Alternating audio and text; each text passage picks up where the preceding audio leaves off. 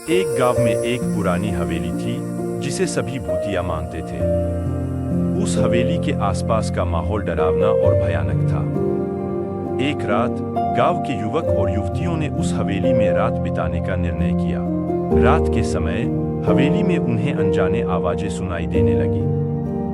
उन्होंने सोचा कि यह शायद उनकी कल्पना का हिस्सा है, लेकिन जैसे ही रात बढ़ती गई, उन्होंने अनजाने आवाजों को गंभीरता से लिया।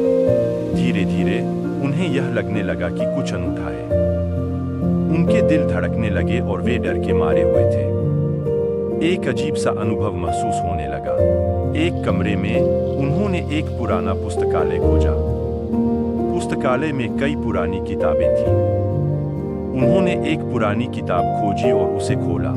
किताब में एक बहुत ही डरावनी कहानी लिखी थी। उस कहानी के अनुसार हवेली में एक भूत रहता था। उस भूत की आत्मा ने हवेली को अपना घर मान लिया था और वह वहां के रहने वालों को परेशान करता था। युवक और युवतियों के दिलों में भय और उत्साह का मिश्रण था। वे चाहते थे कि उन्हें वह भूत दिखे, लेकिन क्या उन्हें उस भूत का सामना करना पड़ेगा? कुछ ही समय बाद एक अनूठी आवाज सुनाई देने लगी। उन्होंने उस दिशा में देखा तो उन्हें देखने के लिए कुछ नहीं मिला। फिर एक अचानक आवाज उन्हें हवेली के अंदर से सुनाई दी। उन्होंने हवेली के अंदर के अन्य कमरों की ओर देखा, लेकिन वहां कुछ नहीं था। उन्होंने फिर से किताब में अध्ययन किया और अपने कमरे में वापस चले गए। उन्होंने सोचा कि शायद वह सभी चीजें उनकी कल्पना का हिस्सा हैं।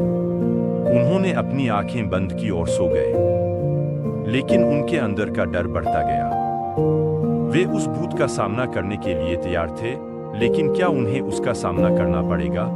वह रात बीतती गई, पर कुछ अजीब और डरावनी घटनाएं होती रहीं। युवक और युवतियों को लगता था कि कुछ उनके पीछे है, पर वह क्या है, यह समझ नहीं आता था। सुबह होने के साथ साथ वे सभी अपने घरों की ओर लौट गए। उनके दिलों में अब भी उस रात की घटनाएं घूम रही थीं। क्या उनकी कल्पना ने उनके साथ खिलवाड़ किया था, या फिर उन्होंने वास्तविकता का सामना किया था?